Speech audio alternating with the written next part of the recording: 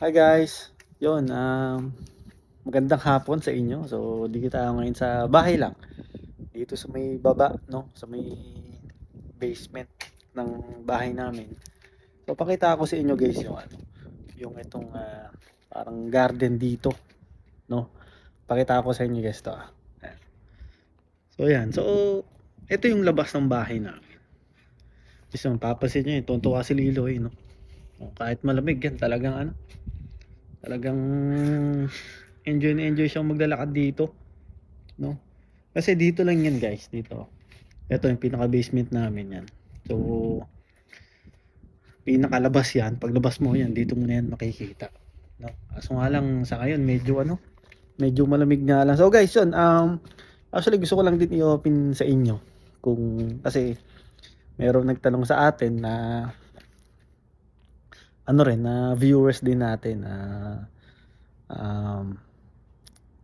kaibigan din natin na ano ba yung meron din ba akong mga katrabaho na na alam niyo na bully ganoon or alam mo yun, yung makakaramdam ka sa kanila ng parang na liliitan sa'yo or parang wala kang alam ganoon. Actually guys, ano lang, hindi naman na yan bago, no? Sa lahat ng industriya, meron talaga niyan na talagang lalo pag bago talagang ang tingin sa'yo iba guys. Ang tingin sa'yo, alam mo yun, parang wala kang alam ganun. Pero ganun pa man guys. Kumbaga, paano ba natin hinaharap yung mga ganung senaryo?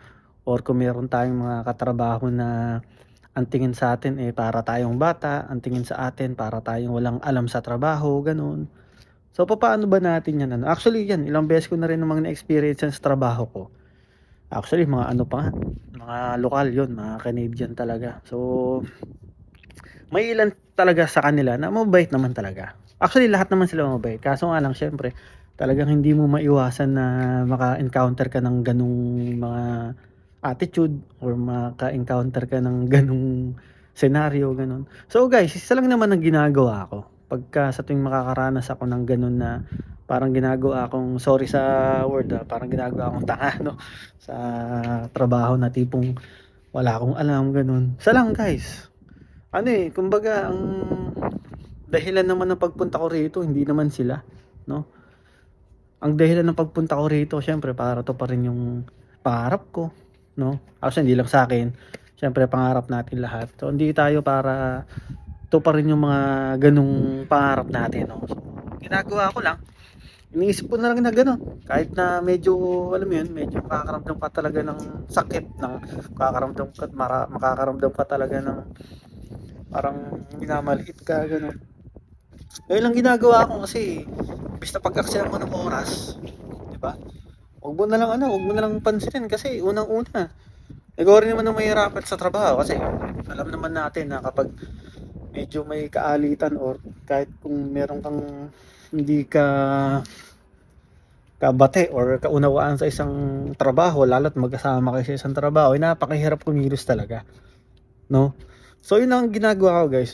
Siyempre hindi ko na lang pinapansin pero talagang hindi mo maiwasan na alam mo yun, na gusto mo ng patulan, ganun. Pero sabi ko nga hangga't makakapagpasensya tayo guys, pagpasensyahan natin, no? Ako, ganun lang ang inaano ko, na kahit talagang minsan nakakapikon na pero wala tayong magagawa kasi unang-una dito rin tayo sa sa bansa nila. Do sila naman hindi naman sila guys sa Saudi or sa Riyadh na talagang alam mo yun, na talagang nagpunta ka rito sa bansa namin. So dapat matuto kang rumespeto sa amin or gumalang ganon. Dito naman hindi naman ganon, 'di ba?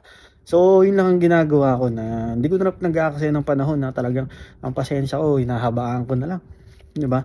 Pangalawa, yun nga.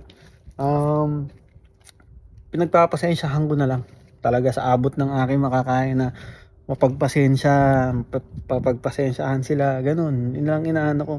Tapos ano pa ba?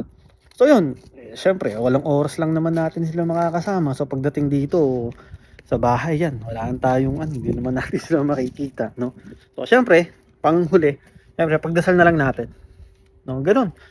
Ganun lang ano, ganun lang ang inaano ko, ang ginagawa ko, 'di ba? Para at least kaysa patulan mo, wag na lang, 'di ba? So syempre, lilipas at lilipas rin naman yung mga ganyang senaryo or yung mga ganyang ano, pagkakataon, 'di ba? So yun, tis-tis lang, 'di ba? Pasasaan mapagtatagumpay naman natin tong ano, tong mga nangyari sa atin. So guys, yun lang. Sobrang lamig na rito. Papasok na kami. So guys, yun lang. Salamat at God bless po sa lahat.